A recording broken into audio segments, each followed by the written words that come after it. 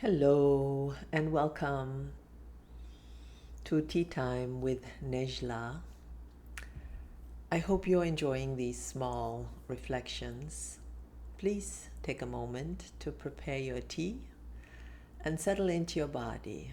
Take a deep inhale and exhale and join me for this mini reflection. Last week we reflected on the impermanence of the aging body. And I just came back from performing in Mexico City, and today I wanted to reflect of the impermanence of dance. It is such a precious thing. Dancing, it dies the moment it is danced, so the dance appears and disappears. I keep returning to the fact that dance disappears in the moment it appears. It is such a precious experience, not only for the audience, but also for the performer. Unlike a painting that remains on the wall or a book that can be reopened, dance lives only in the time it is being danced or lived. The gesture arrives, lingers for a breath, and then is already gone. Sometimes this has been described as loss or something as something fragile or as something insufficient because it cannot be held. But I'm not sure that impermanence is a flaw of dance. I'm beginning to feel that at its core. When I watch or perform, I sense that the moment does not really belong to me, to a dancer, or the audience. It belongs to the moment itself, to the space, the breath, the temperature, the quiet, the attention that gathers and then disperses. Nothing is repeatable in exactly the same way. Even when choreography returns night after night, it is never the same dance. The bodies have shifted, the atmosphere has changed, the time we are living in is different, the audience is different. In that sense, dance is always already leaving. And yet something remains, not as an object, but as an imprint in the body, a residue in sensation, a memory that is not quite a story, a feeling of having crossed or experienced something together, even if we cannot name what that was.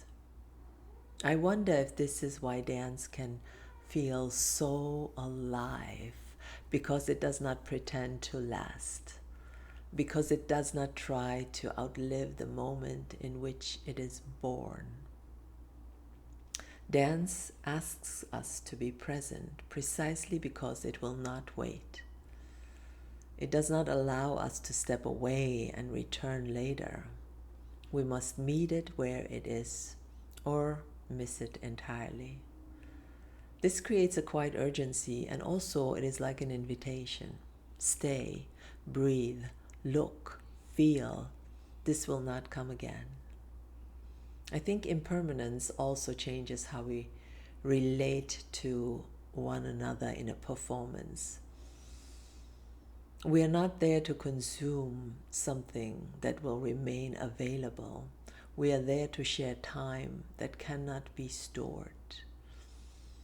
In that sharing, something feels communal. Even if we do not speak, we have lived through the same passing of time. Perhaps impermanence is what makes dance deeply human. We are, after all, impermanent beings moving through an impermanent world. Our bodies change, our breath comes and goes, our lives unfold in cycles of beginning and ending. Dance mirrors that truth rather than hiding it. Sometimes I imagine that dance does not want to be preserved. It wants to be lived again and again. It wants to be danced again and again in different bodies, different rooms, different theaters, different times. Not as a fixed thing, but as a practice of showing up and letting go, surrendering to the dance. Impermanence, then, is not what we lose. It is what keeps dance honest. It keeps us from pretending that what we make is eternal. It reminds us that meaning is found in the encounter, not in the object. And maybe in that disappearance, dance leaves us with something more lasting than impermanence ever could. A deeper sensitivity to time, to presence, to one another. I leave you with a quiet question to ponder. When you think of a performance you have seen or danced, what is it that still lives in your body, even though the dance itself is gone? Again, when you think of a performance you have seen or danced, what is it that still lives in your body, even though the dance itself is gone?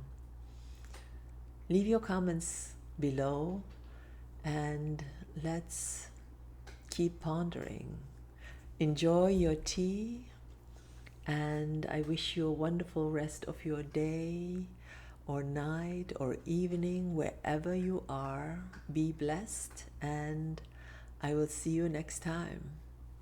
Ciao. Mwah.